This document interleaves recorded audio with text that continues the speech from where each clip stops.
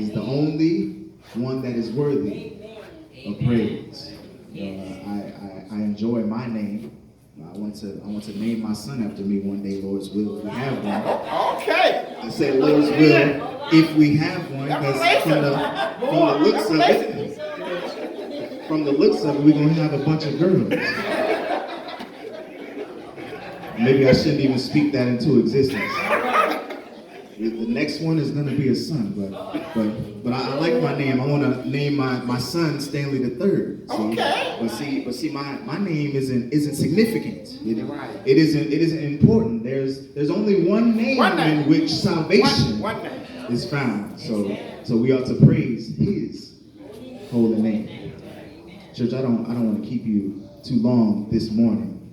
I want to speak on a topic of giving them flowers while they're alive. Giving them flowers while they're alive. And you know, this topic is kind of sentimental to me, because if you don't know, I lost my father in 2013 as a young 21-year-old, sitting there looking at my dad in the casket. And his birthday just passed. October 10th, 1959 is when he was born. So he would have been 60. He would have been 60 on October 10th, and it got me to thinking about did I give him his flowers while he was alive, or did I put him on top of his casket when he was inside of the ground? And the scripture is found in Proverbs chapter 3, looking at verse 27. And this fits with so many other things, but it also fits with us giving our loved ones the love that they deserve while they're still here. And not all coming together after they're gone and waiting until they're already in the grave, because after they're in the grave, it's too late. It's too late. In Proverbs chapter 3 and verse 27, it says, "Withhold not good from them to whom it is due." Now it says to them whom it is due. So some people might look at this verse and say, see, it says withhold not good from people. So if I see a beggar on the street, I have to go and give him what I have if I can. But it says to them who it is due. Now, there's nothing wrong with you giving some poor folks some money. There's nothing wrong with that at all. But it says to them who it is due. So if you feel like doing good, Jesus actually told us, he commanded us to give to the poor. He did that. But if you don't want to at that given time, or if you're not able, you haven't sinned, is what I'm saying. So withhold not good from them to whom it is due. So the people who have good due to them, give it to them. The Bible says honor your mother and father. So there's some good due to them. Amen. When it is in the power of thine hand to do it. So right now, while your loved ones are alive, right now, it is within your power to do some good for them. And you know, the next verse puts it all together. It says, say not unto thy neighbor, go and come again, and tomorrow I will give when thou hast it by thee. So you put it off for tomorrow. And we like to put things off, right? I'm gonna confess something for myself. I'm supposed to be going to the gym every day, every single day. But one day I'll be like, you know what? I'm not gonna go today. I'm not gonna go today. I'll get back on track tomorrow. And guess what, church? Then tomorrow comes, and then something happens. Like, oh, you know, I got some work to do. I'll get to the gym tomorrow. And then guess what? Tomorrow comes. And then you say tomorrow again, and tomorrow again. And then it's been a few weeks and you haven't been to the gym. You done gained like 10 pounds. What's wrong with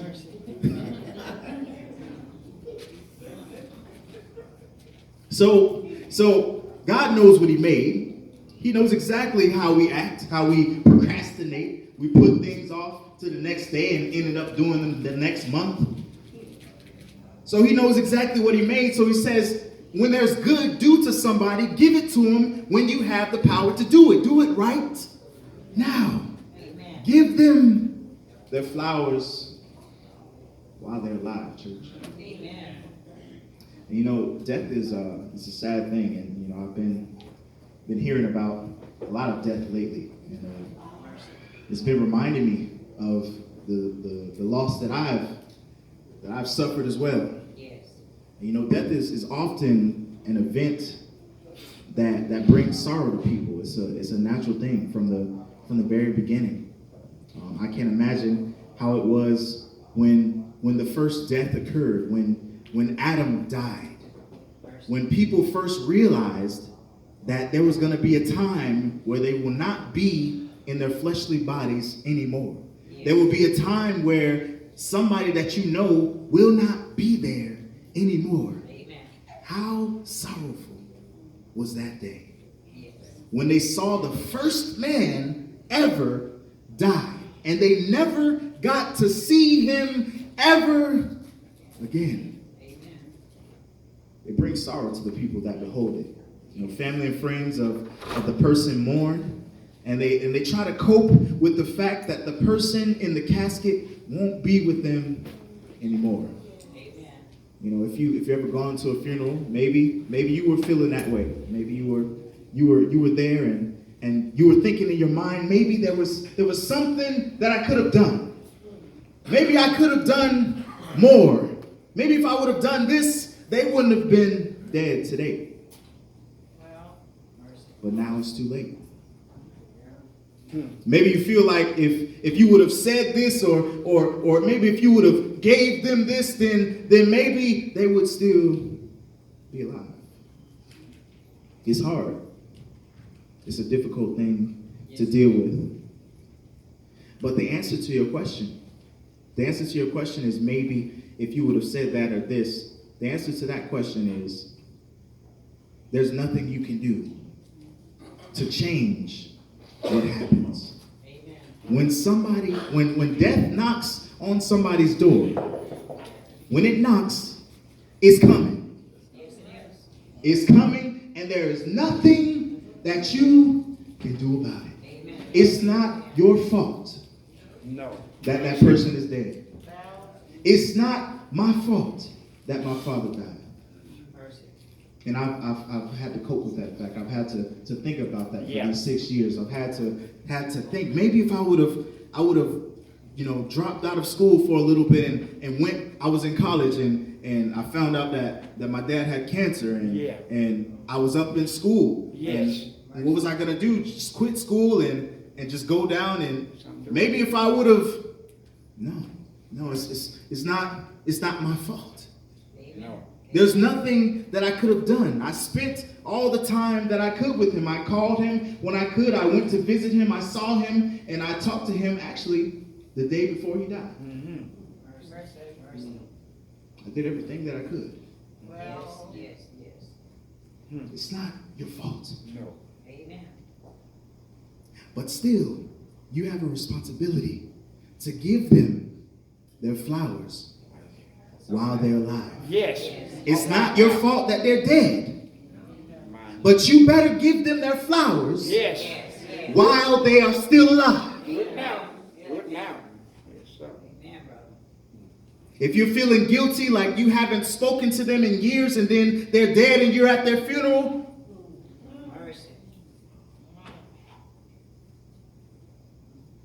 that guilt is rightfully placed. It's hard. It's hard. It's hard, but yes, you will have some regrets sometimes. You'll have some regrets. And then from my own personal experience, time will heal. Time will heal. I'm speaking from experience. Like I said, when my father passed away in August 2013, there definitely was some things I wish I had said. There's some things I wish I would have done. There's some things that I wish that I had not done. Yeah. But church, it's 2019 now. It's 6 years later. And I'm all right. So you'll be all right. Amen. Do I think about it sometimes? Of course. I'm thinking about it right now. Yes. Does it hurt? Yes. Of course it does. Yeah. But it's going to be okay. Amen. Are you going to break down sometimes when you think about it? The memories start Yes. coming up in your Yes. head. Maybe you're driving your car and Yes. they used to sit next to you and a song comes on that you both used to sing together. Something will happen, brother. And you break down. You know what? That's all right. Yeah. That's all right. You know what? That's good. That's good. That means that you love that person. Yes. And you remember the good memories of them. Yes. And yeah, you're gonna break down sometimes. You know what? It wasn't even that long ago. It was about the September, about 4 weeks ago, about a month ago. One of my students, he was crying in the office, and my AP came up to me and asked me during my planning period, by the way, which I was kind of upset with. But anyway, she came and asked me during my planning period, why don't you come and talk to this student? Yes. He's having a hard time. Yes. I was like, all right. And she did say, no, you don't. I know it's your planning period. You don't have to if you don't want to. Right? Yeah. So I went and I spoke to the student, and he was sitting there bawling his eyes out, crying. And I'm asking him, what's wrong? What's going on? He's like, you know, my dad is upset with me.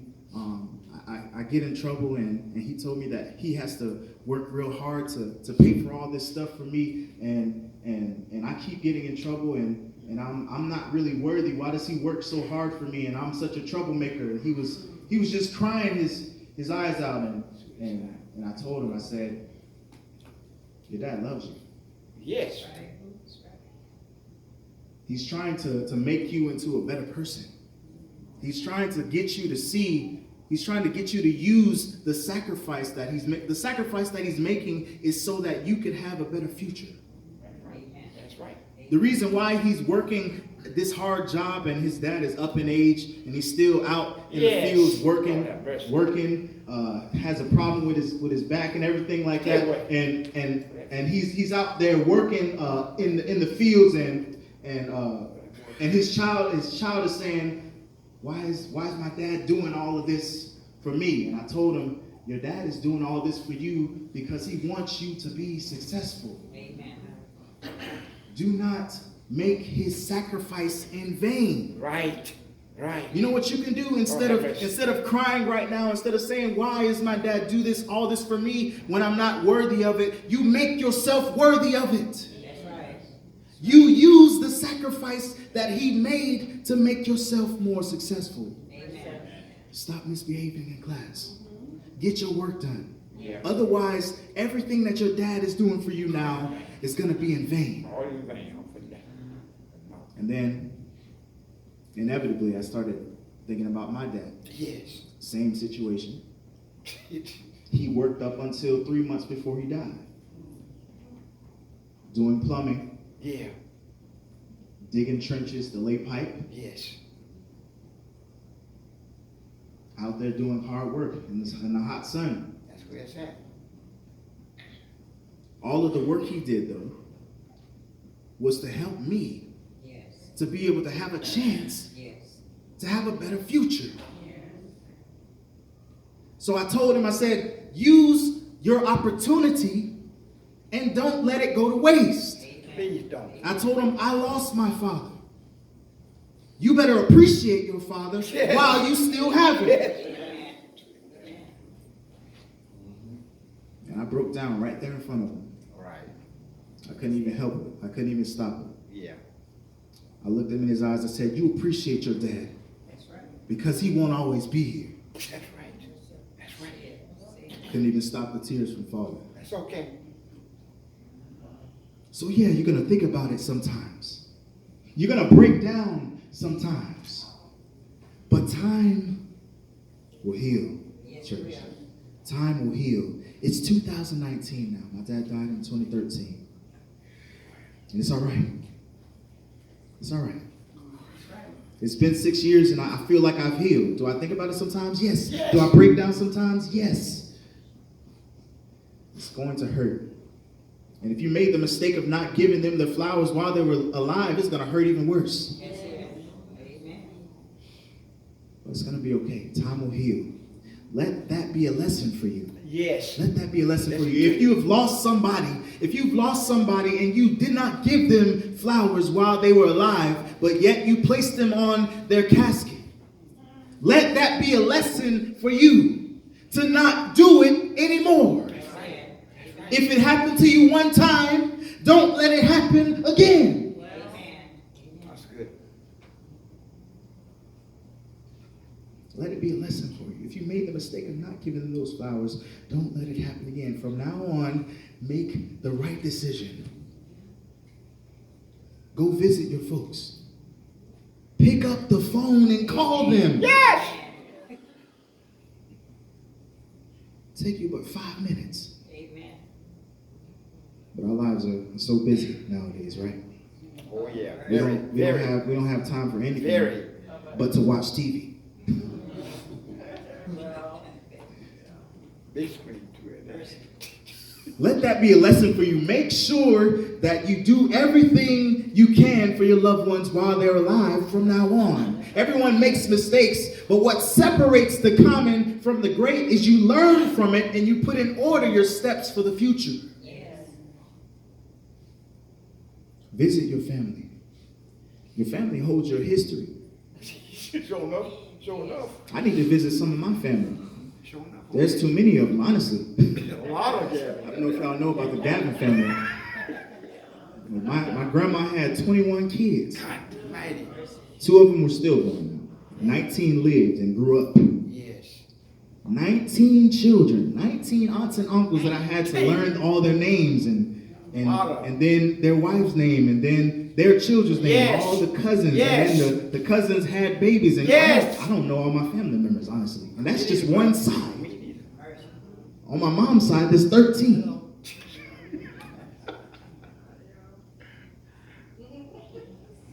It's a lot of people. A lot of people. Real. Visit your family. They hold your history. Sometimes you might even be sitting next to somebody and they're your cousin and you don't even know it. I've done that before, brother. When people walk around today, don't even know who they are. Visit your family. Pick up the phone and call them. It doesn't take that much time. Pick up the phone and call them. You will regret it if you don't. Get in the car and visit your family. Send them a message on Facebook or something. And soon it might be too late. And you might find yourself sitting at a funeral crying your eyes out because you ain't give them their flowers while they were alive.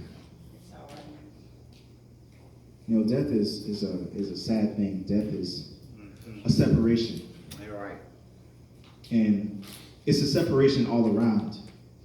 It's a separation of the spirit, the flesh, and the soul. And it's a separation of you from that person.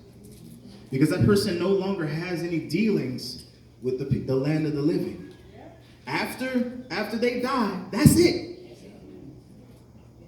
That's it. I visited my brother's grave after Sister Anderson's funeral. He's buried over there. My Uncle Easter's buried over there. There's a few others buried over there too. Yeah.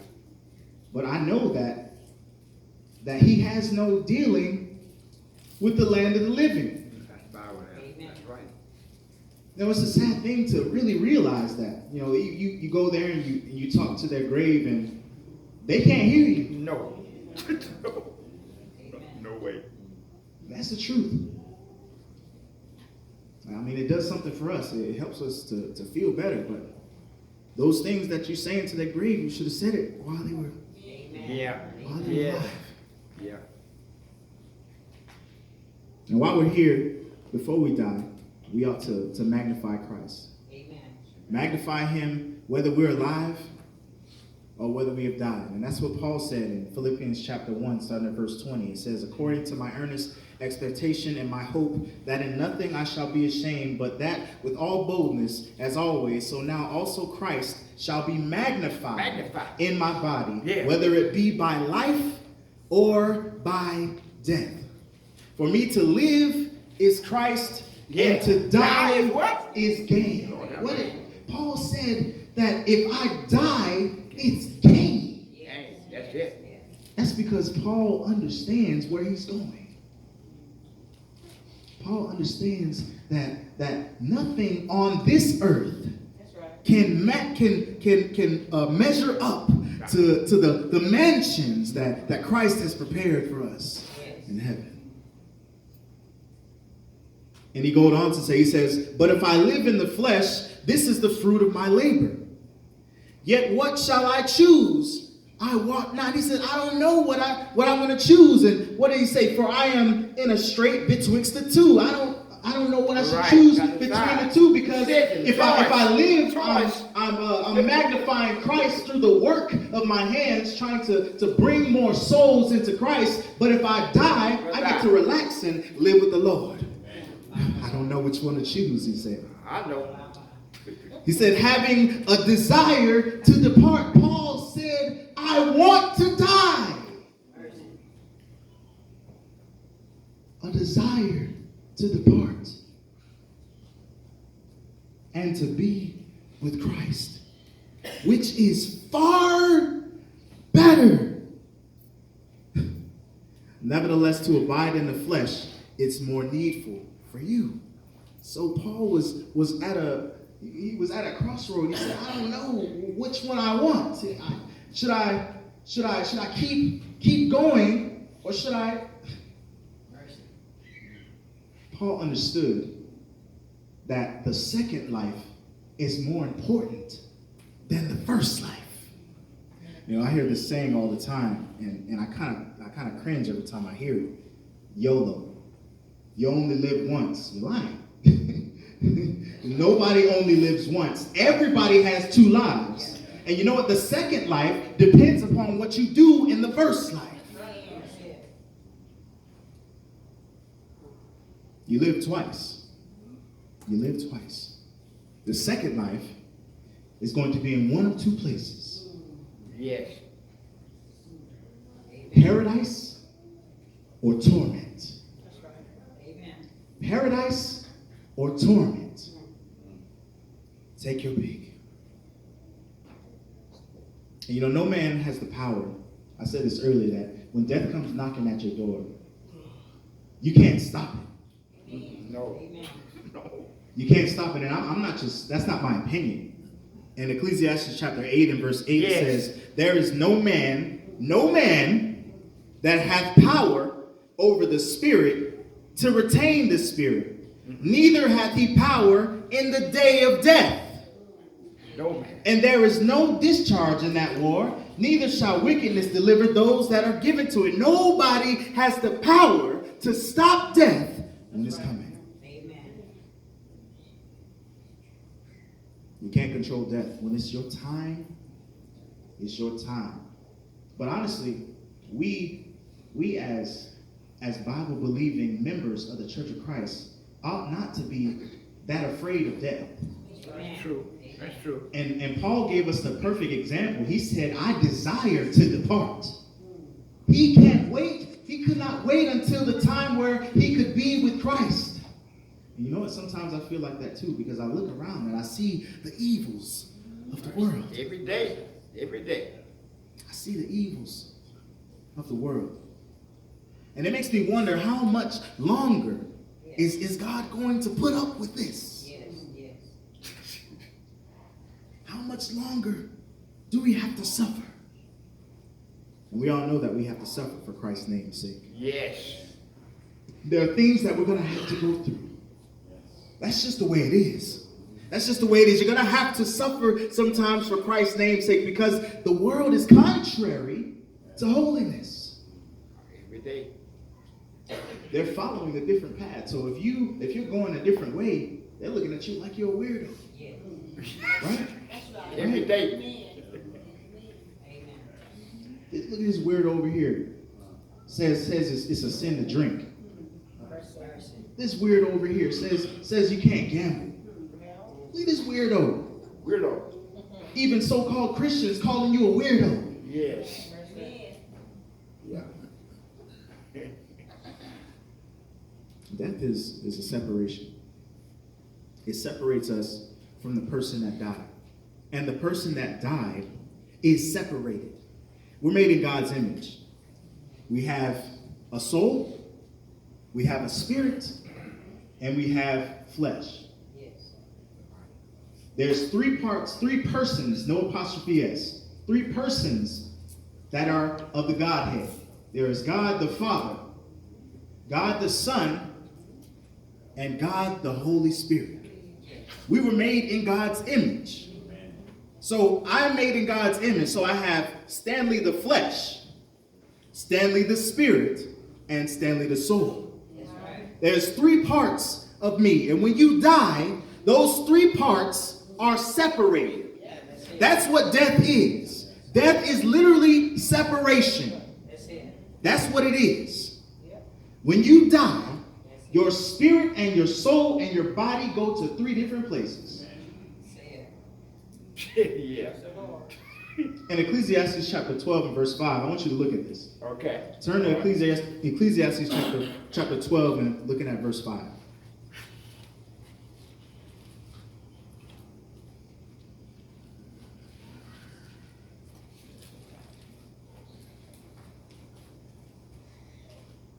It says, also, when they shall be afraid of that which is high, and fear shall be in the way, and the almond trees shall flourish, and the grasshopper shall be a burden, and desire shall fail. It's talking about when you get up in years, when you get old. Because man goeth to his long home, and the mourners go about the streets, talking about the funeral. The mourners go about the streets. Or ever the silver cord be loosed. The silver cord, talking about gray hair.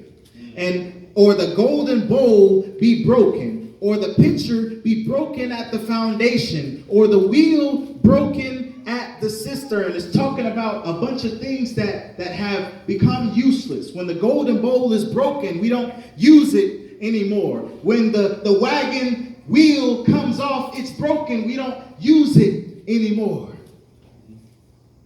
It's talking about death. Yes. And it says what happens? It says, then shall the dust return to the earth. Lord have mercy. As it was.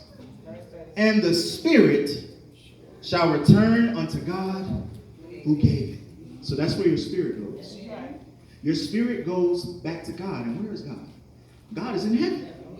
And nobody has been to heaven except Jesus. So the spirit goes back to God. Now, and it said, the dust shall return to the earth. So the flesh goes where? Back to the earth. So we got two of them. And you know what? Jesus taught us this very same fact when he was on the cross. And he said, into thy hands I commend my spirit. And we know that Christ went to the Hadean world and rose on the third day. Yes, it did. So when Christ died, the same thing happened to him that happens to us. His spirit went back to God. His flesh was buried in that tomb. And he went down, his soul went down to the Hadean world. And that's found in Luke chapter 23, verse 44 and 46. And I'll tell you about the spirit. The spirit is the thing that gives us life. Yes. So your soul is you.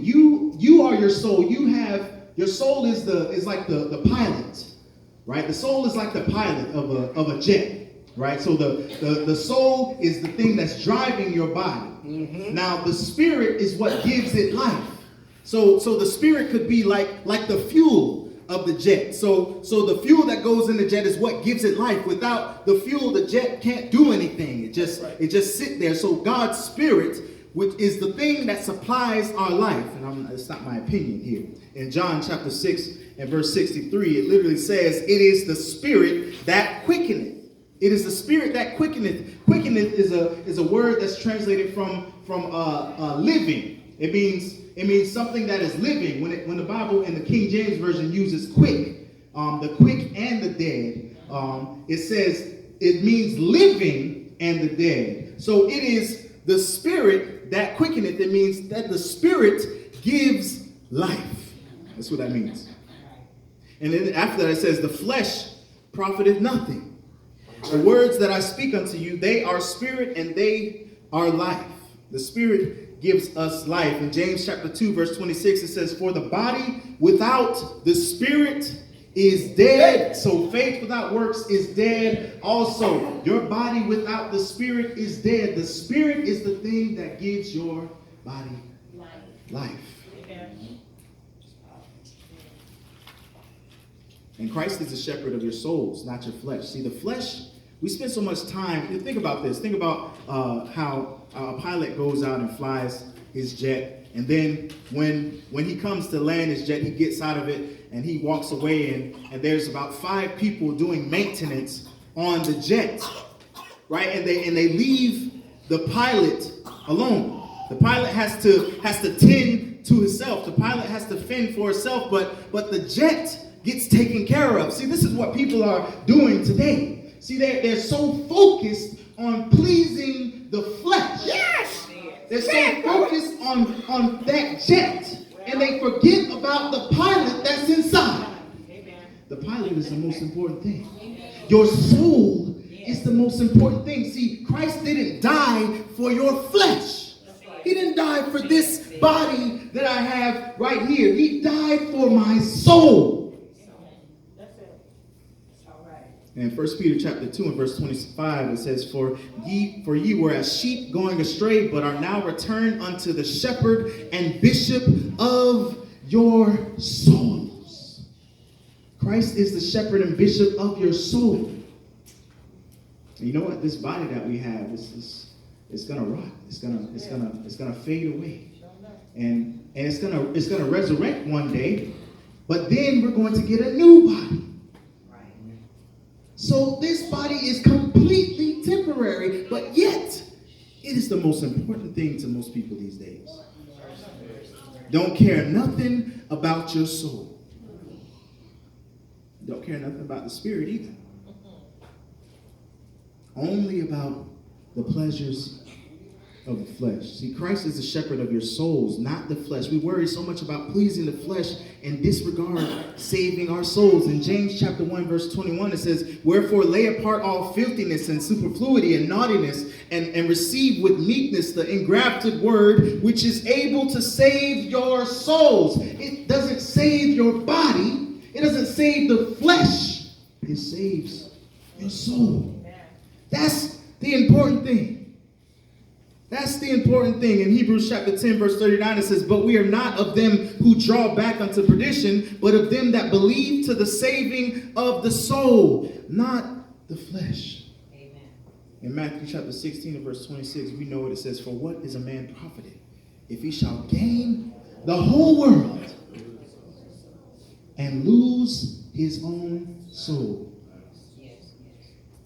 If you're on top of the world, if you're the ruler of the world, the richest person, whatever, when you snap your fingers and they come in and rub your feet, it don't profit you nothing if you lose your soul. And that's why Paul said, if I die, it's gain. That's why Paul said, if I die, it's gain. Because after he died, there is nothing that can compare to the glory that God has for us. So what happens? What happens after death? What happens after death? And look at Luke chapter 16, verse 20. I'm running out of time. Luke chapter 16 and verse 20. Oh, yeah, that's it. And I know y'all know this. Yes. I know y'all know this, but there's a huge misconception with what happens after people die. And I want to say something every time that somebody says it, but I don't. Please don't. And the people always say such and such is watching over you. And they can see everything you're doing. And you know what? On my post I made on my dad's page, I said, I wish you could have met Genesis and Bella. Yes. And I posted a picture on his page, and somebody said, don't you think for 1 second that your dad isn't watching you from his heavenly home? It's coming back to you. Yes, brother. Yeah. I mean, she didn't mean any harm. Right. She didn't mean any harm at all. She's trying to be encouraging. Yes. That's what she believes. Right. It's just not true, though. It's just not true. Nobody has been to heaven but Jesus. Nobody has been to heaven but Christ. When people die, they go down to the Hadean world. And there's two different compartments. And they can't see nothing that's going on in the land of the living. Absolutely nothing. We're going to get to that. Okay. I'm running out of time. Luke chapter 16 and verse 20, it says, and there was a certain beggar named Lazarus, y'all know the story, which was laid at his gate, full of sores, and desiring to be fed with the crumbs which fell from the rich man's table. You know, sometimes I think about Lazarus when I'm picking up crumbs off the floor that Bella has knocked down and made a mess. I said, we could have fed Lazarus with these crumbs, and you throwing them on the floor. What's wrong with you? Anyway, that's so true. And desiring to be fed with the crumbs which fell from the rich man's table. Moreover, the dogs came and licked his sores, and it came to pass that the beggar died and was carried by angels into Abraham's bosom. So when you die, if you're faithful, then you'll be carried